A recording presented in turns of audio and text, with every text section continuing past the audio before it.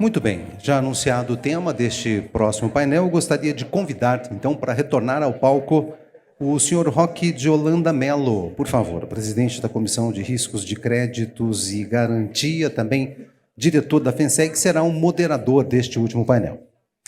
Convidar também para que venha ao palco para debater conosco os senhores Rodrigo Campos, por favor, diretor de subscrição da Austral Seguradora, por gentileza. Convidar também para que venha ao palco o senhor Vladimir Poleto, sócio da Poleto e Possamay Advogados, por favor. Convidar também o senhor Marcelo Mansur, sócio da Matos Filho Advogados. Senhores, sejam bem-vindos ao nosso palco. Sejam bem-vindos. Senhor moderador, o senhor tem a palavra. Obrigado. Vamos lá, estamos chegando ao final do nosso evento, então vamos tentar fazer um painel na linha do Rafa, bem dinâmico aí, para prender a atenção de todos. Primeiro, eu gostaria só de pedir para colocarem novamente o e-mail da FENSEG, atendendo alguns pedidos, a Gisela, da ANAC e mais algumas pessoas pediram o contato para estreitar essa relação. O contato está aí para vocês, então, se vocês puderem encaminhar suas dúvidas, enfim, pedido de reunião, a gente está, mais uma vez, super à disposição. Rafael, respondendo a sua pergunta, eu acho que não só o último painel, mas cada um desses painéis mereceria um evento só para tratar esses assuntos, né? Mas, infelizmente, a gente não dispõe de todo esse tempo hoje, mas a gente se compromete a retomar os temas em uma outra sessão. Eu peço licença só, muito brevemente, mas antes de começar esse painel, a gente não quer sair daqui sem nenhuma pergunta, sem resposta. E eu lembro que nós tivemos uma pergunta aqui sobre as questões trabalhistas e previdenciárias com cláusula, né, de contratos com manutenção. Isso, terceirizados aí. E estou entendendo aqui com dedicação exclusiva, né, nesse caso. Então, eu queria só trazer uma resposta para vocês. Na verdade, isso, nós tivemos uma resolução que vigorou por algum tempo, mas essa resolução, essa circular, não foi aceita pelo mercado. E o motivo aqui é muito simples. Nós temos, sim, dispomos de uma garantia trabalhista e previdenciária, mas essa garantia trabalhista e previdenciária ela pressupõe o trânsito em julgado da ação. E o que nós tínhamos naquela antiga resolução 577 era a possibilidade do segurado, mesmo sem ter uma ação, ele simplesmente executar aquela garantia. Sempre quando, por exemplo, no prazo de 30 ou 60 dias, não tivesse recolhido as questões previdenciárias, ou tão logo houvesse a citação de um processo. Sabendo que, por exemplo, a questão dos recolhimentos previdenciários, não eventualmente, no fluxo de caixa das empresas, as empresas não recolhem isso 30 dias, ou na data de vencimento. Mas elas não deixam essa inadimplência prevalecer aí por mais de 1 ano, 2 anos. Então, não necessariamente nós estamos diante de um sinistro. Mais profundamente, essa relação com o processo judicial. Simplesmente receber uma citação do processo judicial não significa dizer que o segurado, o ente público, é responsável por aquela ação.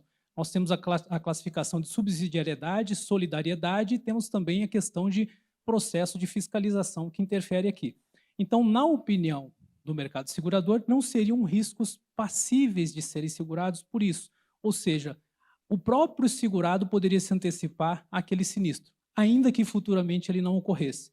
Quer seja no exemplo previdenciário pelo pagamento espontâneo do tomador, quer seja no caso de um processo, se ele, em tempo e modo, apresentasse a sua defesa, lograsse êxito do judiciário e fosse afastado da sua condenação. Então, por isso, nós vemos isso muito mais, até entendemos a posição do Estado, mas como uma limpeza de balanço. Ou seja, não querendo lançar aquele provisionamento, não querendo ter o custo de uma defesa processual, ele simplesmente paga o processo judicial assim que ele recebe a citação. Esse é um risco que o mercado não tem apetite. De toda forma, o mercado tem sim apetite para apresentar a garantia trabalhista e previdenciária. Nesse caso, havendo uma condenação transitada em julgado, a indenização será devida e será paga em tempo e modo. Então, essa explicação aí só antes da gente avançar aqui. Fazendo assim um pequeno introito aqui de tudo que a gente teve ao longo desse dia, lembrando aqui do primeiro painel mediado pelo João, contexto regulatório da 662, onde a gente trouxe aí a questão da resolução 407, a possibilidade da utilização dessa resolução, e uma pergunta que foi direcionada ao Diogo, que eu queria apenas ratificar, que eu comungo da mesma opinião dele, ou seja, uma vez emitida a apólice da circular 400, na resolução CNSP 407, ainda que sobrevenha a inconstitucionalidade dessa ação, o que nós não esperamos, esse risco precisa permanecer de acordo com a circular, com a apólice emitida. Afinal de contas, o segurado não pode se prejudicar. Nova lei de licitações foi o painel número 2, e nós tivemos aí um ponto alto, seria a questão da atualização, né, da nova lei de licitações. E ali, lembro que a gente teve uma discussão sobre o valor de 200 milhões de reais, tido como referência para grandes obras, né? Comungo da mesma opinião, no sentido de que, não havendo previsão legal, deveria haver um tratamento infralegal, ou seja, esse valor de 200 milhões de reais, ele é valor de 200 milhões de reais e não deveria ser atualizado, até porque, pano de fundo, né, o interesse do legislador, nas discussões, inclusive, que nós tivemos com eles, foi de fixar um valor a partir do qual seria, no ponto de vista deles, plausível você exigir uma garantia de 30%. E no entendimento deles, abaixo de 200 milhões de reais, eles preferiam ter a opção de não ter a cláusula de retomada e os 30%. Portanto, acho sim que não deveria haver essa atualização automática. Mas acho que tem um outro ponto importante, que pelo menos talvez eu tenha me enganado, ficou desapercebido, que foi a atualização do valor da importância assegurada. E esse sim eu acho que não cabe aqui nenhuma lei ou infralegal, até porque a própria lei e os normativos da SUSEP são suficientes para garantir a atualização da importância assegurada. Porém, diferentemente do que acontece no judiciário, em que nós temos as apólices judiciais atualizadas automaticamente, independente do endosso, aqui, na nossa opinião, precisa sim haver a solicitação do segurado, do tomador, e aí sim, com o correspondente endosso, fazer a atualização da importância assegurada. Nós tivemos o terceiro painel, que falou da experiência do segurado, e daí nós trazemos aí as questões envolvendo a 662 e principalmente as outras normas esparsas, a maioria delas emitida pela própria SUSEP. Nós tivemos aí como ponto alto, eu diria, a fala da Bárbara, em que trouxe muito objetivamente o esclarecimento no sentido de que os segurados precisam sim se atentar para a 662, mas entender que as seguradoras têm outras normas a serem cumpridas e, por vezes, algumas normas em que é importante estar no âmbito do clausulado algumas disposições que estão esparsas, por exemplo, na 621, né, quando trata aí, nós temos aí o tratamento, e a Bárbara mesmo trouxe na fala dela, né, quando trata da atualização da importância assegurada, na devolução do prêmio, muito embora o prêmio não seja algo de interesse do segurado, mas é de uma outra parte importante que contrata a apólice, que é o tomador. Portanto, essa disposição precisa estar no âmbito da apólice. Assim, e como a Bárbara bem frisou, uma flexibilidade em termos de alocação desse clausulado, onde ela vai estar dispostas, mas as obrigações prevalecem. Por fim, no último painel, no penúltimo painel, melhor dizendo, que nos antecedeu, nós tivemos aí sinistros e retomada da obra, e talvez a maioria das pessoas saíram daqui com mais dúvidas do que esclarecimentos. O que é positivo, eu também concordo. Eu acho que nós estamos num processo de amadurecimento, nós não tivemos apenas, a menos que eu tenha conhecimento, nenhuma retomada de obra ainda, nenhuma exigência de cláusula de 30% com cláusula de retomada, portanto, nós estamos numa curva de aprendizado. Precisamos, como mercado, precisamos, como setor segurador e como órgãos públicos, termos resiliência. Eu realmente acredito que essa curva de aprendizado vai ser mais efetiva na medida em que nós errarmos na prática, na medida em que nós descobrimos outras situações para as quais nós não tínhamos nos antecipados e precisaremos, sim, retomar esse diálogo com o órgão regulador, com o órgão público, com o tomador, para que, em tempo e modo, a gente possa superar essas dificuldades. Acho que essa falta de clareza, muitas vezes, não deve nos limitar aqui. Portanto, eu acho que a gente precisa avançar e muito. Mas tivemos aí como ponto alto, eu diria, o estabelecimento de limite de 30% como limite máximo de indenização das seguradoras, mesmo em caso de retomada, e também lembro da questão da rescisão. Muito embora opiniões contrárias, comungo da opinião de que deve haver sim a rescisão do contrato, até porque, pelo princípio de eficiência, não havendo rescisão do contrato, haverá a retenção das próprias faturas com, então, a quitação daquele valor que seria objeto de indenização. Com isso, brevemente, aqui, queria dar um panorama geral do que ocorreu ao longo desse dia, principalmente para aqueles que não tiveram a oportunidade de estar aqui desde o início. Dando início agora ao painel, agradeço e peço desculpas aí por tomar esse tempo de vocês, mas gostaria de começar aqui esse nosso painel que vai tratar da amplitude do seguro-garantia e a sua relação com outros ramos. E aproveito para iniciar, Vladimir, perguntando para você, na perspectiva do segurado, quais são as razões para ter a cobertura do seguro-garantia? Bom, boa tarde a todos. Quero dizer que é uma satisfação enorme estar aqui e gostaria também de registrar inicialmente o meu agradecimento especial pela generosidade do convite, pelo meu amigo Roque Yolanda Mello e também pelo Rafael Bertamello. Quero dizer que é uma honra estar aqui do lado do Marcelo Mansur, do Rodrigo Campos, e espero poder responder esses questionamentos e outros que estejam incomodando vocês nesse momento. Eu quero fazer também um registro que esse evento é uma consolidação da essência do seguro-garantia. Sei que todos vocês sabem que o conceito de seguro-garantia é para garantir o fiel cumprimento do projeto. Mas, na verdade, o conceito de essência não é esse. O conceito de essência nasceu esse produto para garantir indiretamente o contribuinte, nós todos. E nós todos estamos aqui consolidando essa discussão, ainda que com opiniões diferentes, mas para que faça o seguro-garantia brilhar como ele deve brilhar. Então, eu começo respondendo o questionamento, quais são as razões. A teoria fala que existem 3 razões para que alguém tenha uma cobertura de seguro-garantia. A primeira parece óbvia, proteção, né? Ou seja, é uma gestão sobre minimização de perdas, quanto muitas pessoas falaram aqui anteriormente.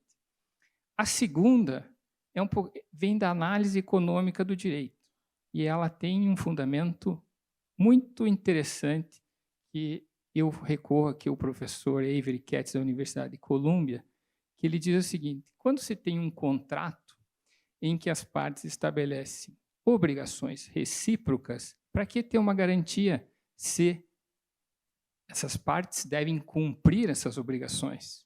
E ele vem e diz assim: deve existir uma garantia em razão do custo de fiscalização. Se o custo de fiscalização do contratante for superior ao custo do prêmio do seguro, é muito melhor você ter uma cobertura de seguro-garantia. Ainda dentro da análise econômica do direito, ele diz também que o custo ele também se justifica na medida que você pré-qualifica essa empresa. A seguradora, ao emitir a apólice, ela cumpre uma teoria que se chama teoria da sinalização, que ela sinaliza que aquele tomador não só está apto para cumprir as obrigações que ele está se dispondo, mas a seguradora, caso ele não cumpra, ela vai cumprir. Então, ela sinaliza essa responsabilidade. E a terceira e última teoria vem de uma professora americana também, que se chama Lynn Schubert, que ela diz o seguinte: só se contrata uma garantia porque a lei manda. E, no nosso caso, é a Lei 866 e, em breve, a 1433. Embora a lei estabelece que, a critério da autoridade administrativa competente, se exigirá no edital a obrigação de se apresentar uma garantia. Então, todos esses pontos, todas essas razões, elas devem estar em harmonia com o que se falou no primeiro painel, ou seja, o cumprimento dos deveres anexos, transparência, lealdade e boa-fé. Quando fala transparência, lealdade e boa-fé, nós estamos falando de clareza, em que as partes devem saber o que estão contratando, né? Então, nesse ponto, eu até faço um registro de brincadeira aqui, que eu tenho todo o respeito por aqueles que creem no Senhor do Bonfim, mas em matéria contratual, em seguro-garantia, só existe Senhor do Bom Começo. Então, nós devemos ter a segurança absoluta dos limites das coberturas, o funcionamento, para que o produto cumpra os seus efeitos, ou seja, ele produza efeito real. Acho que é isso, Roque, nesse momento. Obrigado, Glad. Muito interessante essa fala e ela acaba trazendo um gancho.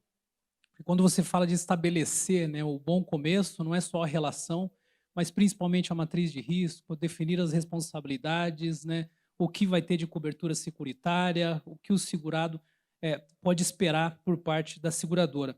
Nesse sentido, Marcelo, Mansur, eu queria ouvir de você o que significa na prática o conceito de pré-determinação de riscos em apólice de seguro. Bem, antes de mais nada, queria agradecer a FENSEG pelo convite. É um prazer estar aqui com vocês e parabenizar pela iniciativa. Esse tipo de debate é muito importante. E antes de falar da especificidade do seguro, eu queria só trazer duas notas iniciais também. Um ponto e dois pontos que o Roque comentou. O tema da correção, na verdade, acho que o ponto importante é o que o Roque falou, que a partir de 200 milhões, né?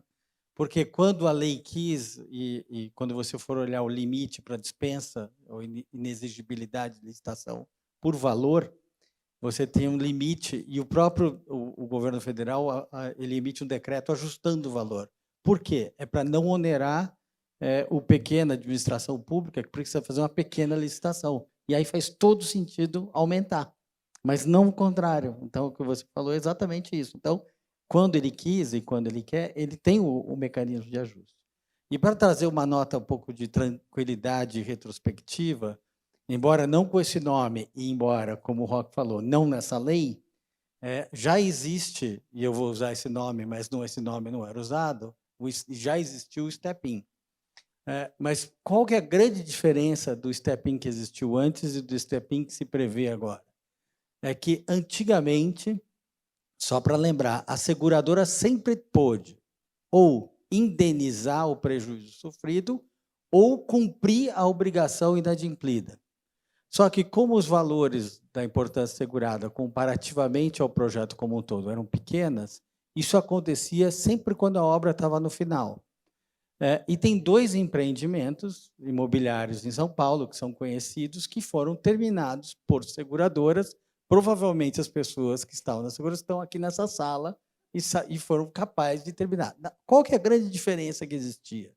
É que, naquela época, a seguradora ela contratava alguém para terminar. Na verdade, ela contratava uma empresa de engenharia que fiscalizava o novo empreiteiro que terminava e usava o valor do seguro para pagar essa diferença e pagar o prestador de serviço, que, obviamente, ele não ia trabalhar de graça. Aqui, diferentemente da lei, o que fala é que quem cumpre, quem termina a obra é a seguradora. Lá, a seguradora estava cumprindo a obrigação de uma outra forma, ou da forma como ela deveria ser cumprida, mas via uma terceira pessoa. Então, as nuances, tem uma mudança, obviamente que traz elementos novos, mas assim, só para trazer tranquilidade, o Step-in já existiu no passado, no Brasil, e agora, esse até 30% abre um campo muito maior para se fazer o Step-in. Então, assim, só para passar tranquilidade, já foi feito, a seguradora sabe como fazer, e vão fazer, então, obviamente, se preparando, e eu sei que todas estão se preparando para fazer isso. Então, queria só passar uma nota de tranquilidade para dizer, as dúvidas são normais, mas são dúvidas que assim, já foi feito. Se a gente já tem caso concreto, já foi feito. E para tratar do tema da especificidade do seguro, e aqui a gente pode começar pelo seguro-garantia, né? Eu acho que o Vladimir já explicou, o seguro-garantia tem um propósito, a gente sabe o que ele está fazendo, então é uma obrigação contratual, é uma relação tripartite. Mas quando você vai fazer uma obra complexa e você tem a matriz de risco, eventualmente, do lado da administração pública, você não está falando de um risco só. E não é um seguro que vai resolver todos os problemas. Então, o seguro-garantia vai resolver o problema do inadimplemento contratual. Mas existem vários outros riscos que vão precisar de outros seguros. Eu vou dar um exemplo simples. Você aluga um apartamento. Então, você pode contratar qualquer tipo de garantia, mas existe o seguro fiança locatícia. Só que, num contrato de locação, você também tem a obrigatoriedade do locatário contratar um seguro de incêndio, porque ele pode dormir enquanto está cozinhando o arroz e pegar fogo no imóvel, e o seguro vai ter que cobrir o imóvel e cobrir também a perda de renda da pessoa por certo mês.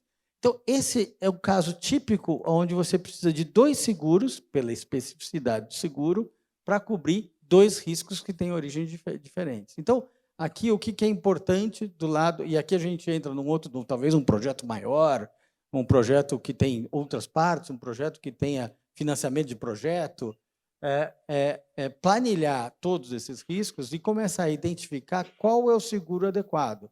E, eventualmente, entrar numa contratação um pouco mais complexa, onde você vai determinar entre o dono da obra, o executante, o que cada um vai fazer. Por exemplo, você tem que contratar tais e tais seguros, só que eu quero ser segurado também.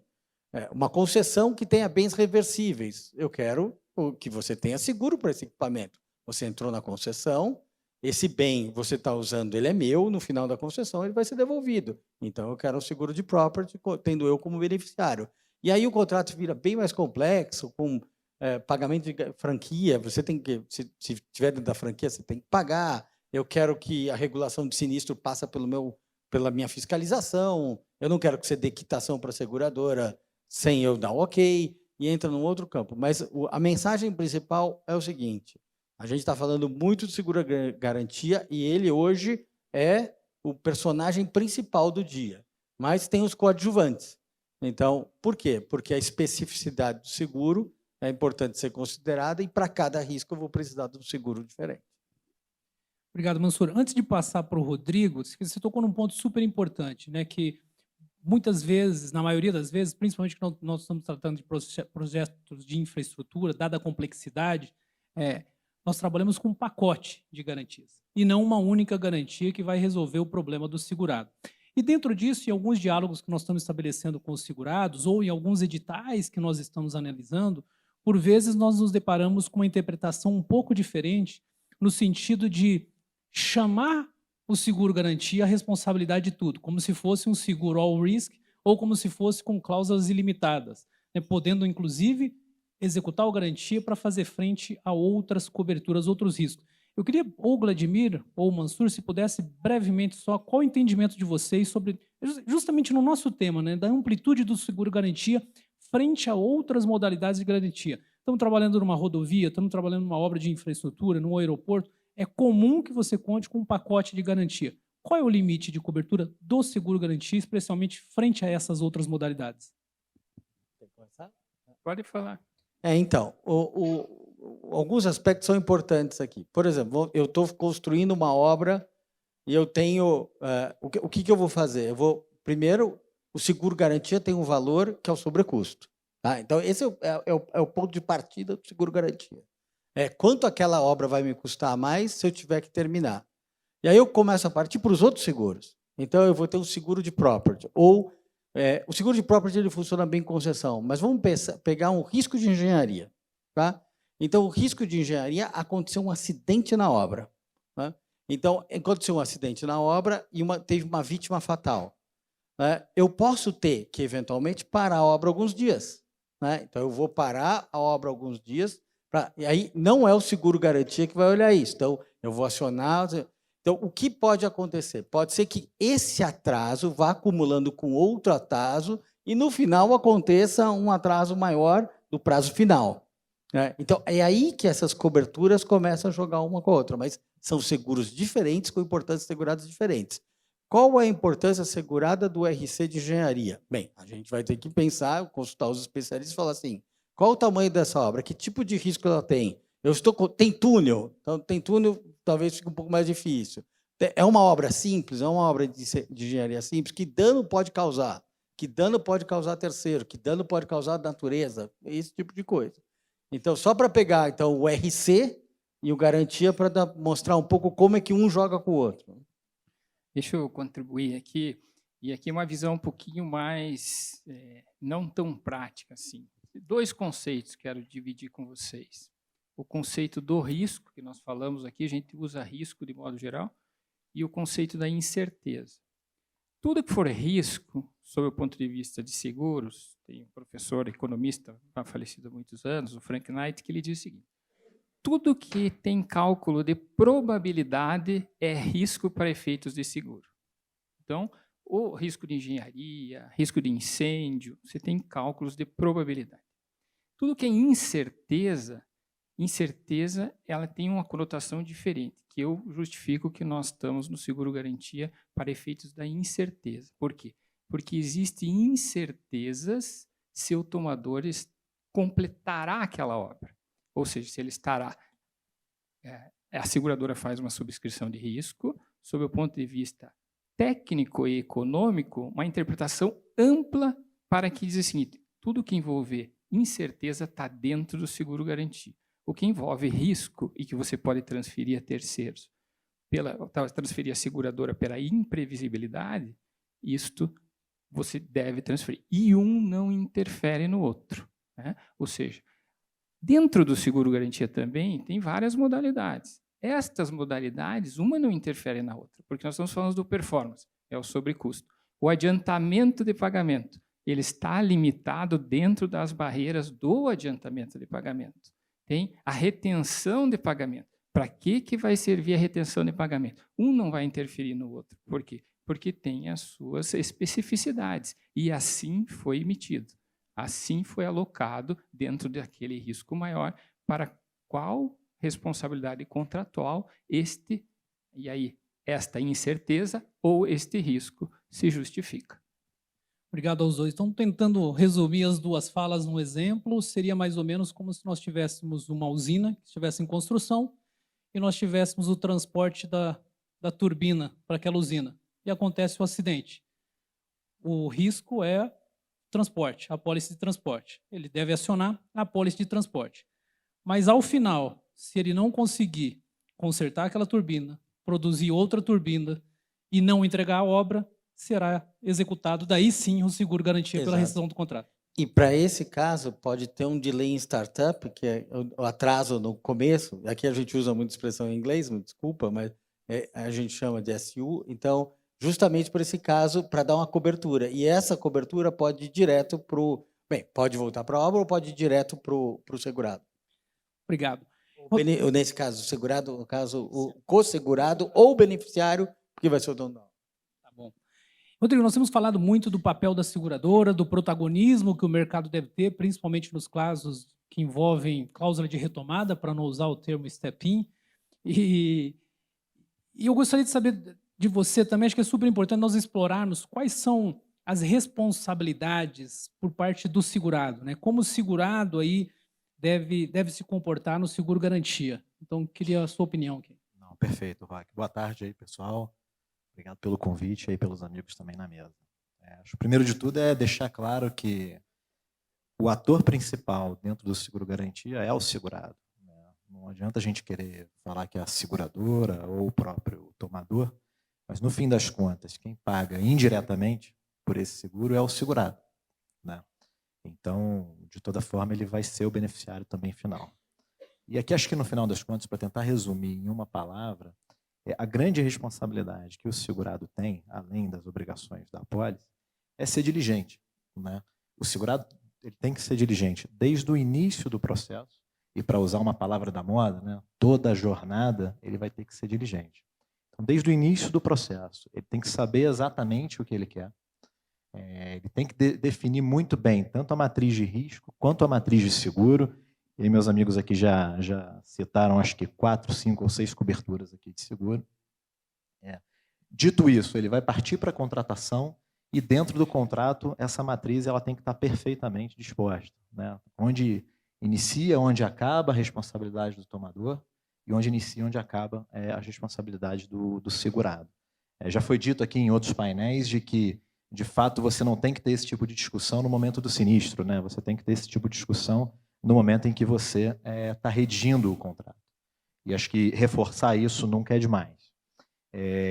Passado por isso, no final das contas, a gente vai ter as obrigações dentro da apólice de seguros, né? Que é um contrato de seguros, né? Onde você tem o principal benefício, no final das contas, que é a indenização ao segurado, mas nesse ínterim você tem obrigações também que devem ser cumpridas. Então, acho que a gente aqui, como executivos de seguro, no dia a dia, a gente recebe uma série de, eu vou chamar de descumprimentos, que é onde a gente talvez classifica que o segurado não está sendo muito diligente dentro do processo e da gestão do contrato.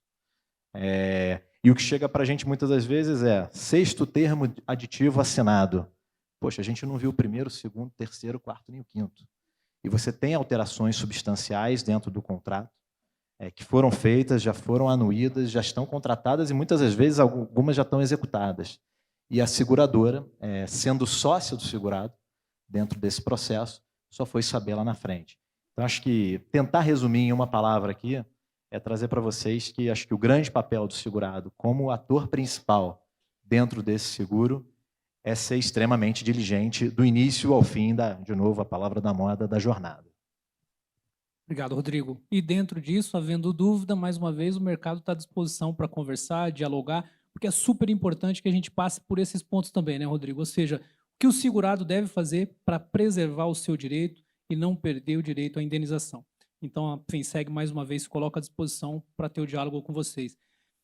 Vladimir, eu queria voltar naquele tópico, eu acho que ele é um tópico super complexo e cabe a gente aprofundar um pouco mais da interface do seguro-garantia com outras modalidades. Na sua opinião, quais são as premissas econômicas e securitárias para diferenciar a cobertura de seguro-garantia dos demais seguros tradicionais? Bom, eu até preciso fazer uma lembrança aqui que eu gostaria de parabenizar os organizadores do evento, né? Porque funcionou tudo perfeitamente, nós tivemos um belo almoço, então eu esqueci aqui, me perdoe, né? Parabéns aí pelo trabalho. Em relação às premissas econômicas e técnicas, as premissas econômicas, como eu falei anteriormente até dos cálculos de probabilidade,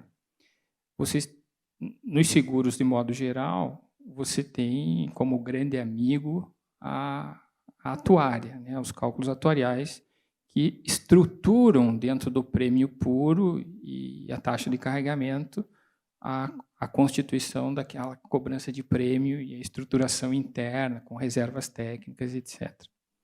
No seguro-garantia, nós conhecemos hoje, já estamos em 7 Cs, né, porque a subscrição vem aumentando, e nesse momento de retomada, de cláusula de retomada, nós temos o que a doutrina estrangeira fala, o acompanhamento, a continuidade das empresas que são tomadoras de sinistro. Então, as estruturas econômicas, elas estão dentro do critério de subscrição de risco de cada produto e a interpretação do seguro-garantia do tomador, ou seja, o amplo acompanhamento. E creio que, com a cláusula de retomada, vai aumentar esse controle ao longo do tempo. Tá? Então, sob o ponto de vista de quais são as premissas econômicas e técnicas, dentro de um conjunto de regulação que as seguradoras se comprometem e cumprem, principalmente porque o mercado de seguros tem que ser um mercado economicamente muito forte, e então esse mercado regulado exige o cumprimento dos compromissos econômicos e as observações técnicas. Cada produto e cada seguradora cumpre exatamente dentro da sua rede de negócios. Então, as premissas são por estruturais, que a gente chama, e também pela finalidade, ou seja, a finalidade, como falei anteriormente, a finalidade do seguro, de modo geral, é repor as perdas, ou seja, pagar os prejuízos sofridos, e no seguro-garantia, completar os projetos. Aqui no Brasil, principalmente da lei de licitações, as companhias seguradoras não tinham essa prerrogativa, porque os limites são muito pequenos, né? Como o Cássio anteriormente mencionou que em outros países, como o exemplo dos Estados Unidos, lá nós temos 200%, tem 100% de performance e 100% de payment bond. Então, diferentemente do que ocorre aqui. E aí era muito melhor pagar, né? Mas a premissa, aliás, o que diferencia o seguro-garantia da fiança bancária, que é o seu concorrente principal, é a onerosidade, ou seja, a onerosidade financeira. Ou seja, o que vale para o seguro-garantia estar na legislação hoje, na 1433, é o único produto, e digo mais, a indústria de seguros é a única que pode dar uma resposta para as obras inacabadas no Brasil. Então, observando os seus limites, sejam eles técnicos e econômicos de cada produto. Interessante. E dentro dessa linha, Mansur, queria perguntar para você como que é a matriz de risco? Qual a importância da matriz de risco dentro, não apenas da contratação pública, mas também para o seguro-garantia? Então, a matriz de risco é uma ferramenta. Eu acho que já vários falaram aqui sobre matriz de risco, né? Mas ela é uma ferramenta essencial para você entender aquilo que você está exposto, né? E aqui, obviamente, não é uma ciência que uma pessoa vai saber. Então, às vezes, é um conjunto de pessoas que vai ser capaz de produzir uma matriz de risco. E uma das coisas que a gente vê, às vezes, no mercado privado, mas eu também já vi no mercado público, é o ente público contar com o apoio de técnicos. E aí existem corretores que não fazem só a intermediação do seguro, mas que dão o apoio técnico para a identificação dos riscos que o projeto está exposto. E eles podem ajudar na confecção de uma planilha de riscos, na identificação do seguro adequado para cobrir aquele risco e, eventualmente, até em sugestões de importâncias asseguradas e assim por diante. Então, esse é quase que a essência, é a gênese, né? Então, como eu tenho que chegar o produto final é o quê? Não é um seguro, é um programa de seguros. Para chegar nesse programa de seguro, o início é uma matriz de risco bem feita. E aí você tem que olhar para todos os campos. Aqui a gente tem um profissional que é o gestor de risco. As companhias têm muito isso, né? Infelizmente, o Estado não tem tanto, mas o Estado deveria ter um gestor de risco. As companhias têm. Você vai lá na Vale, as companhias estatais têm, a Petrobras tem, que é a pessoa que está lá para analisar o risco, onde pode dar problema, né? O profissional de direito também é um gestor de risco. Quando ele olha em compliance, ele está olhando para risco. E para pegar um ponto, juntar o que o Vladimir falou com o que foi falado no painel anterior, e foi a questão, será que é possível as partes combinarem? A gente já entendeu que o critério aqui, a decisão, assim, vou pagar os 30%, é da seguradora. Mas será que é possível as partes convencionarem? Vamos pactuar que no nosso seguro a gente vai ter uma decisão conjunta? Eu acho que isso só vai ser possível, e aí eu vou olhar elementos técnicos e econômicos. Se as partes forem capazes de, no início, conseguir parametrizar os elementos que levariam a uma decisão ou outra. Eu tenho dúvida se isso é possível ser feito do zero, mas se já fez...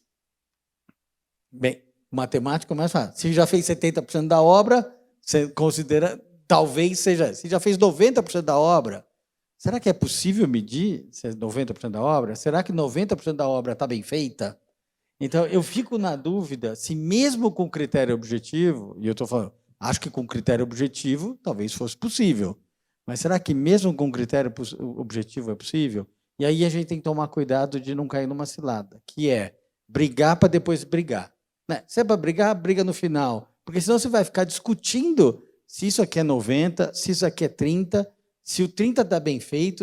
Então, tem que tomar muito cuidado com isso, porque às vezes a gente quer um mecanismo de duplo acionamento e você acaba brigando no primeiro. Então, assim, juridicamente entendo como possível, acho que a Suzep deixou claro isso, mas eu acho que tem que tomar cuidado quando for fazer isso. Tá? Eu acho que o critério de 30% já está determinado. A seguradora, se tiver, ela vai saber em que momento da obra.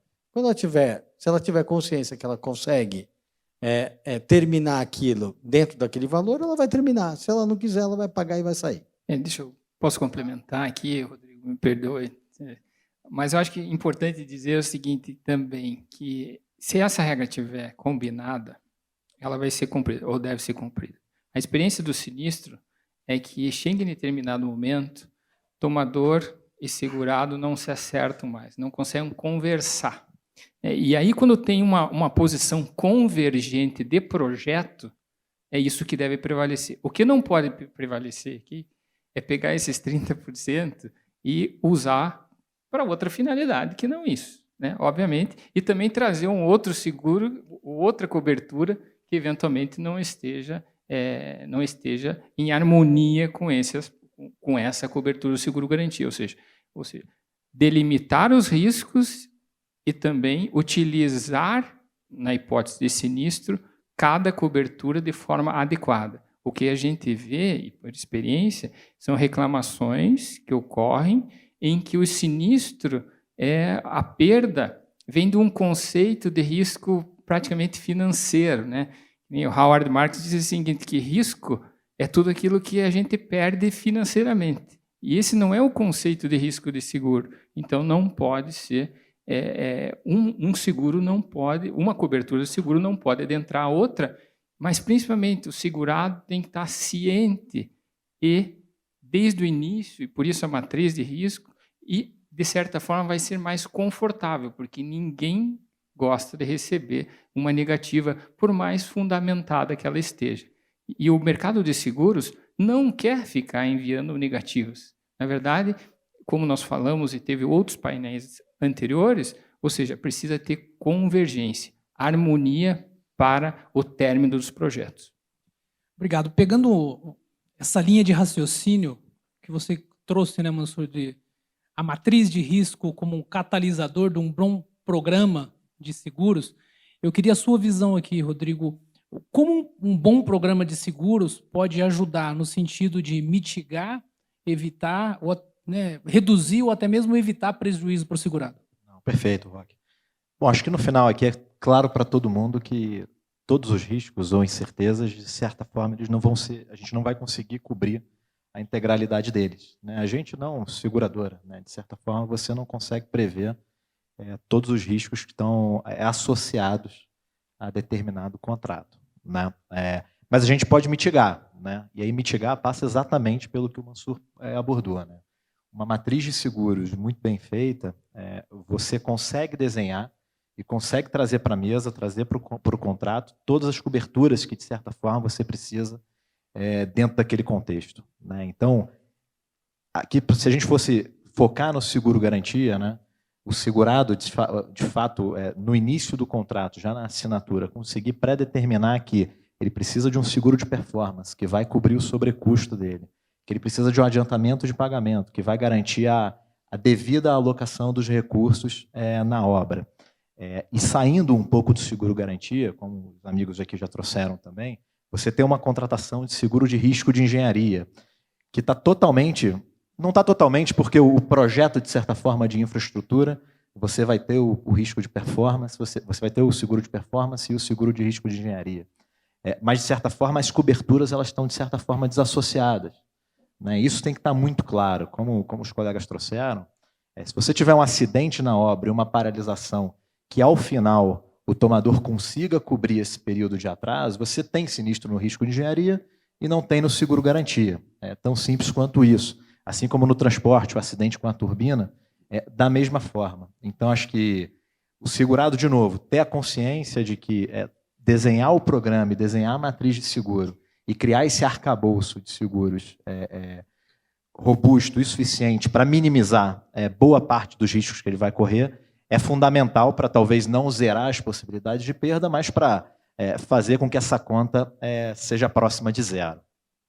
Obrigado, Rodrigo. Quero continuar com você ainda, Rodrigo. A gente está falando muito aqui da necessidade de conhecimento sobre as coberturas, as diferenças de cobertura, a amplitude de seguro-garantia frente a outras coberturas securitárias que nós temos, a necessidade de uma boa matriz de risco. Agora você abordou a necessidade de ter um pacote de riscos, né? Um pacote não, né? Um pacote é mais simples, né? Um programa de riscos, né? Um programa de seguro adequado a depender de cada obra eventualmente que será assegurada. E qual que é a sua visão no sentido de como não, né? Melhor dizendo, a conscientização do segurado, a importância da conscientização do segurado dentro desse processo? Não, é exatamente isso, Roque. Eu acho que a gente passa por um termo aí que a gente usou mais cedo, que é o segurado, de fato, ser diligente desde o início da contratação. E a conscientização, no Brasil, a gente não tem muito a cultura do seguro, né? Quantos daqui tem mais de 4, 5 seguros pessoais contratados, né? Se você for para a Europa ou para os Estados Unidos, provavelmente vai ser 2, 3 vezes mais do que a gente. e nós aqui trabalhando com seguro, né? A gente, em tese, deveria ter essa cultura muito aflorada, né? Então, acho que conscientização do seguro, ainda mais como administração pública, que ao final das contas, como o Vladimir colocou, no final a administração pública ela representa o interesse da sociedade, né? Se uma estrada tem que ser construída, se um aeroporto tem que ser reformado, se uma ponte também tem que ser reconstruída, de novo, o interesse da sociedade que está sendo representado ali. Então, a conscientização completa do segurado com relação às contratações de seguro deveriam estar em primeiro plano dentro dessa discussão. Obrigado, Rodrigo. E nós estamos falando aqui, né, Mansur, você trouxe aí a questão, você colocou como catalisador a matriz de risco, catalisador de um bom programa. Rodrigo agora falando da importância da conscientização do segurado, ou seja, saber mais. E aí nós estamos em meio a alguns painéis que a gente fala que a gente sai daqui com mais dúvidas do que respostas, né? Onde buscar apoio para todas essas dúvidas, enfim, para tudo que se precisa chegar ao conhecimento para o segurado? Bem, eu acho que foros como esse funcionam bastante, né? Acho que eu tenha conhecimento, esse é o primeiro de uma interação direta entre o mercado contratante público e o mercado de seguros.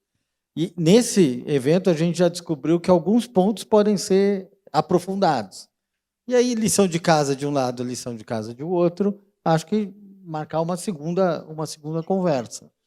Foros das associações é outro foro importante.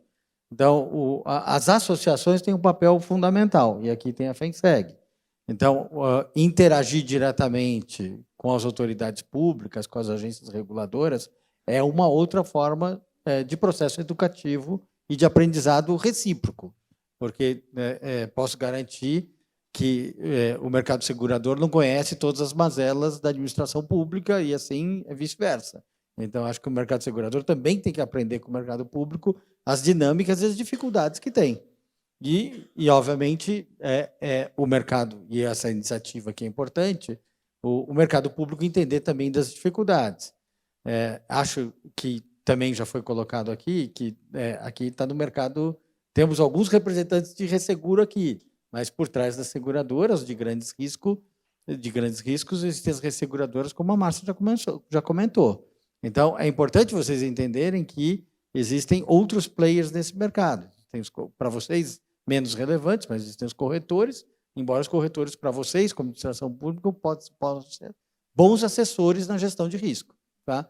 Então, iniciativas como essa, que podem ser ampliadas em outras vezes, ou conversas bilaterais da associação, da federação, junto a órgãos específicos ou um conjunto de órgãos, eu acho que é super importante, sem tirar a importância da conversa com o judiciário, que é outro player que não está aqui e que se faz em outros foros, para poder explicar o produto. Então, é um processo de aprendizado conjunto que tem que ter.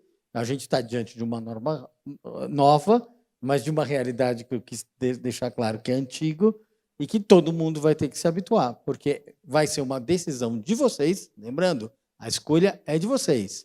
Se vocês quiserem uma apólice com retomada, a decisão é de vocês. Vocês podem ficar no outro produto, mas vai ser uma escolha. Então, para tomar essa decisão, é importante entender o que é o produto e como ele funciona. Só complementando aqui o Mansur, eu particularmente tive uma experiência muito boa, que foram as conversas bilaterais com algumas das agências, algumas aqui presentes, inclusive. Além das conversas bilaterais, a despadronização do produto fez com que todo mundo aqui saísse, de fato, da sua zona de conforto, porque existia uma condição padronizada, estabelecida pelo órgão regulador, e que você obrigatoriamente tinha que seguir. E agora não mais, né? Então, eu particularmente, acho que alguns colegas aqui também, eu acredito que todos nós aprendemos muito nesses últimos meses ou 12 meses aí que a circular, de fato, vem sendo discutida e os produtos não padronizados vêm sendo discutidos com as seguradoras, muito por conta disso. Você sai de uma zona de conforto que todo mundo estava, para, de fato, todo mundo ter que se mexer, criar coberturas novas, criar clausulados novos, e, de novo, tentar atender, ao fim das contas, o interesse do segurado e ter esse alinhamento logo na contratação e não no sinistro, né?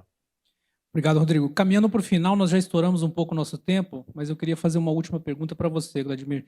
como interpretar o contrato de seguro-garantia, a delimitação dos riscos, ou seja, as incertezas e as suas consequências? Eu acho que é importante não só falar da cláusula de retomada, né? Mas nós tivemos alguns comentários aqui que quem recebeu já levanta a mão hoje pela manhã, né? Quem sofre para receber uma indenização.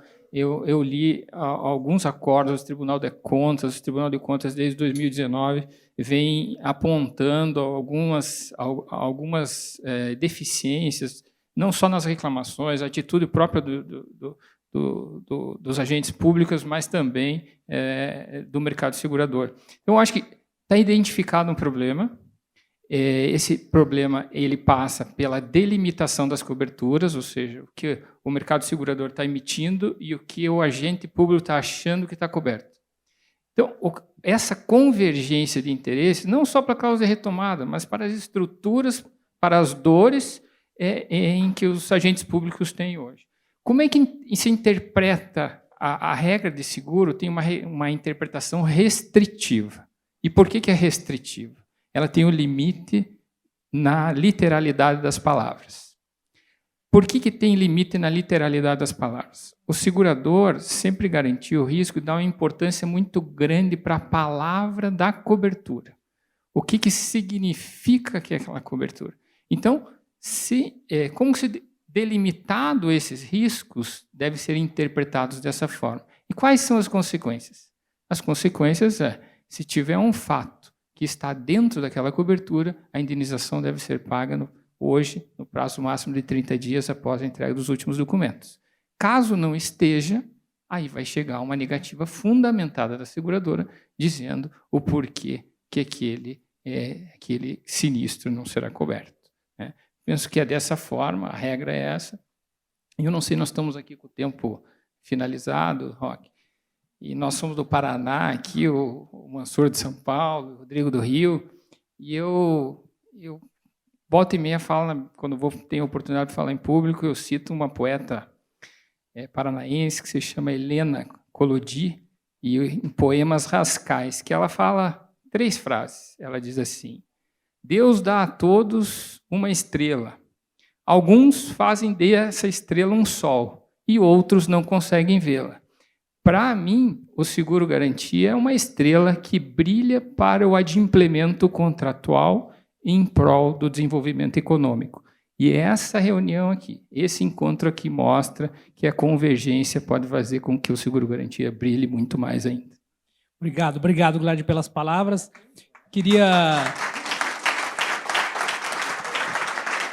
Ele vai escrever um livro de poesia agora. A gente está caminhando para o final, então não queria deixar de abrir oportunidade para perguntas. Então, se quem tiver alguma pergunta, por favor, fique à vontade. Foi falado que vocês participaram bastante lá da construção da lei, né? Eu queria saber do 30%, né? Porque se eu fizer uma obra hoje pela 866, eu tenho que pôr 5%. Se eu fizer hoje pela nova lei, vou colocar 30%, né? Primeiro, o mercado de vocês, o que vocês entendem que esse 30 trouxe de vantagem, né? Por quê? O RDC de 2011 a gente usou bastante, né? E lá fala muito do percentuais usados no mercado privado. Não fala percentual. A lei do RDC não tem um percentual de garantia. A gente, em estudo na época, o Roque até participou tudo, a gente chegou no número 30. As grandes obras 30 e serviços de engenharia 10. Não sei se coincidentemente ou não, né? Saiu mais ou menos agora na nova lei. Só que quando a gente começou a usar, a gente teve uma recusa muito grande do mercado. O mercado batia muito nesses percentuais. Isso 10 anos atrás, né? Será que o mercado agora está preparado para os 10, 30? Ou a gente ainda vai ter problema? Porque a lei é até, né? Na verdade, acho que não tem nem obrigação, né? Fala, poderá usar, né? Até eu entendo que eu posso fazer 1% se eu quiser, né?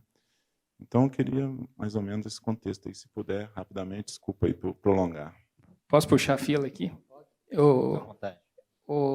Primeiro, eu fiz um estudo grande das obras paralisadas pelo o relatório do Tribunal de Contas, 14.403 obras federais, e eu organizei esse meu estudo com base nos valores.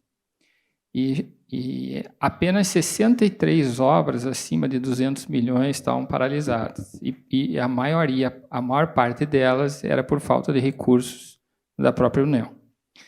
O grande problema estava nas obras de 300 mil reais para cima, ou seja, até 10 milhões de reais, mais ou menos, não lembro exatamente. Então, o 30% para mim, sempre eu fiz uma crítica, dizendo que o 30%, primeiro que a forma com que está escrita na lei, a meu ver e com todo o respeito, está equivocada, porque não poderia estar até 1%, até 5% no BID bond 1%, 5% e até 10%, e agora até 30%. Na verdade, deveria ter o mínimo 5%, o mínimo 10%, o mínimo 30%. E por que isso? As legislações, por exemplo, a legislação do Canadá é o mínimo 50%. Né? E lá tem um estudo econômico que demonstra que a cada $1 milhão pago em prêmio de seguro, dá um implemento do PIB, deu um implemento do PIB de muitos milhões de reais, muitos milhões de dólares canadenses. Isso quer dizer o seguinte, e também, depois que mudou a lei do Canadá, veio diminuindo o inadimplemento das construtoras. Então, o que acontece? Nós falamos hoje pela manhã de custo. Ou seja, vai aumentar custo? Vai. Não tem dúvida que vai, porque tem uma amplitude, né? Agora, você ter estrada, você ter ponte, você ter escola, você ter hospitais, isso que a sociedade brasileira deseja e a gente precisa para o desenvolvimento econômico. Né? Então, respondendo aqui de forma... se o mercado segurador está preparado, nós estamos aqui nos preparando, como o Roque falou, assim, nós vamos errar, mas nós estamos querendo acertar. O mercado está querendo acertar, está querendo melhorar. Né? Então, por exemplo, é um começo. O 30% é uma crítica que a gente faz, poderia ser maior? Poderia, mas é um começo para acabar com o ciclo vicioso e nós entrarmos num ciclo virtuoso daqui para frente.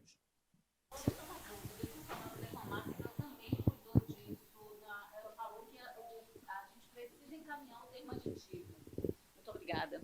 Só que eu entendo que toda vez que a gente, pelo menos lá, nós, quando celebramos um termo aditivo, a gente sempre pede o ajuste da apólice. E para que essa apólice venha ajustada, naturalmente, a seguradora está sabendo da celebração de um termo aditivo.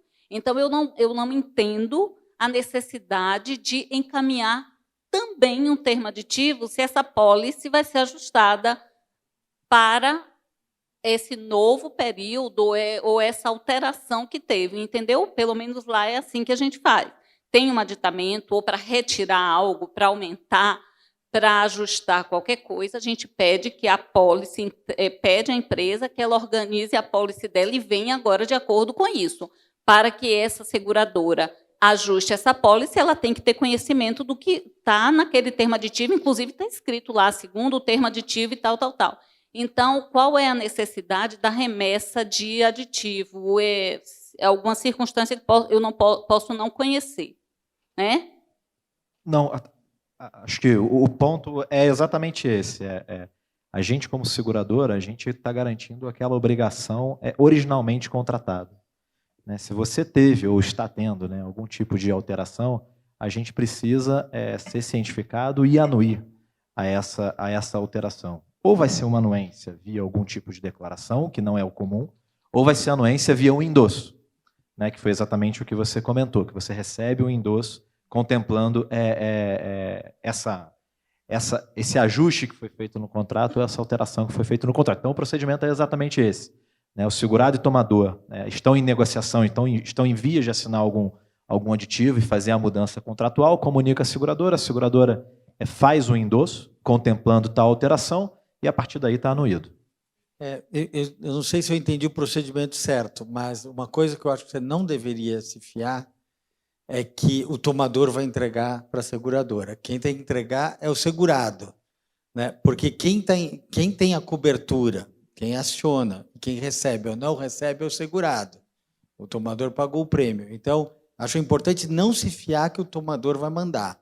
Então, o que você faz? Você mesmo manda. Porque se ele não mandar, se você está esperando que ele...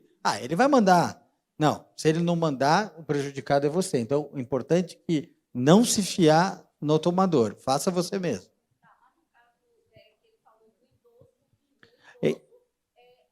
Se chegou o endosso, é que em alguma maneira chegou o documento lá. E a gente anuiu. Alguém mandou. Mas o problema é que se passar um mês e não chegar um endosso, começa a suspeitar que o documento está parado na mesa de alguém do tomador. O teu contrato é a apólice. A apólice, a 477, tem lá a perda de direito. Então, o termo aditivo assinado sem anuência da seguradora vai fazer com que você perda direitos. Vocês têm canal aberto com as seguradoras, fiquem livres para acessar a gente, mas o modelo padrão e convencional é o segurado, como ator principal desse instrumento e do contrato, pressiona o tomador para que envie a seguradora e a seguradora vai fazer a anuência via emissão de um endosso. Esse é o procedimento padrão. Então, acho que vocês, como contratante, colocar para os segurados que precisa esse endosso daqui a 1 hora. Daqui a 1 hora é difícil que a gente mesmo talvez não dê conta de entregar. Mas para essa semana, vai estar na mesa de vocês. Caminhando para o final, vamos para a última pergunta. Na realidade, eu gostaria de agradecer a atenção dada pelo Roque, né?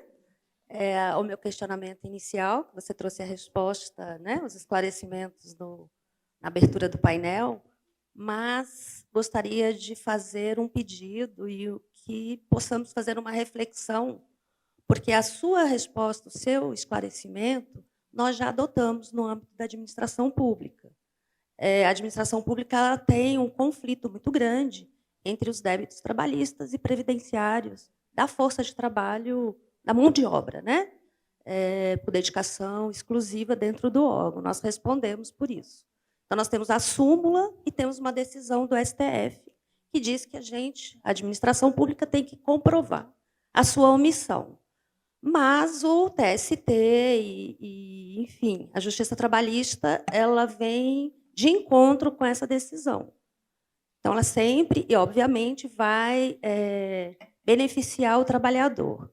Então, nós sempre acionamos o seguro do contrato administrativo depois de realizado todos os procedimentos. Nós fazemos todos os procedimentos acautelatório. Estou saindo. Que é conta vinculada, que são multas, retenção de pagamentos, tudo que possamos fazer para minimizar, né, o prejuízo ao trabalhador. E, ao final, acionamos a seguradora. O que nos respondem tem conta? Tem saldo na conta vinculada?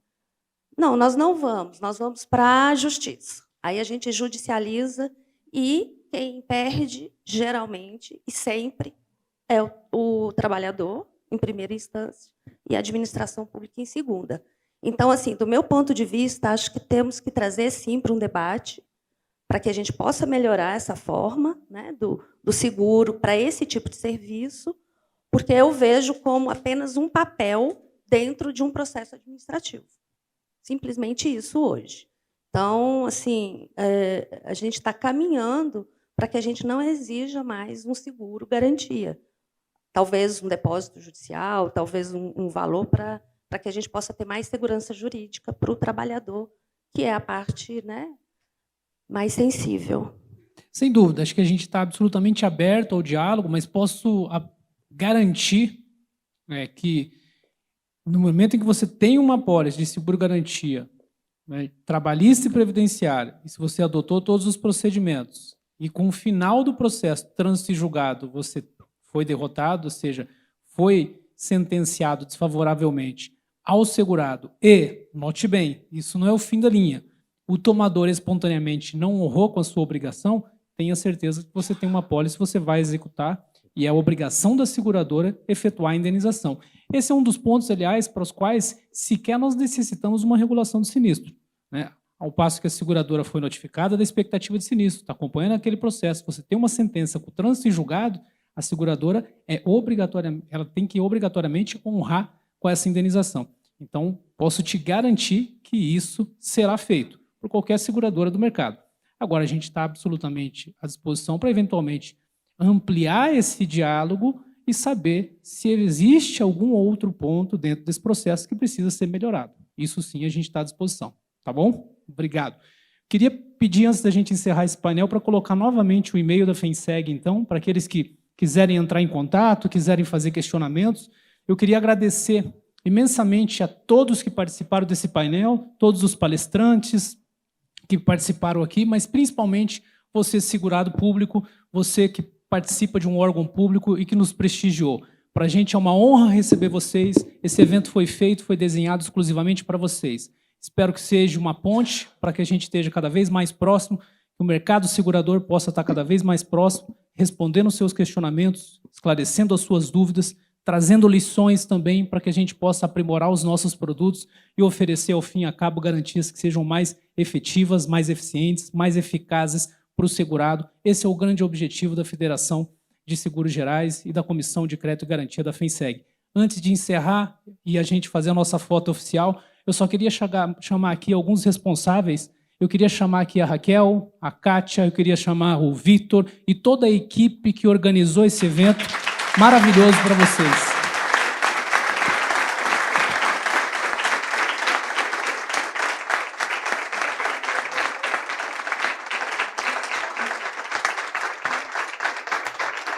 Esses aqui foram, na verdade, as pessoas sem as quais esse evento não seria realizado. Então, muito obrigado, agradecimento especial a cada um de vocês, e sei que por trás de vocês tem a equipe de vocês, na Superv, CNSEG, na FENSEG. Então, eu sei que tem muito mais gente aqui, vocês estão representando um super time que cuidou carinhosamente desse evento. Acho que foi impecável, desde a parte visual, o almoço, tivemos um evento maravilhoso e isso eu atribuo a muito a vocês. Então, nosso muito obrigado a todos vocês, tá? Agora sim, então, muito obrigado. Está encerrado esse nosso evento.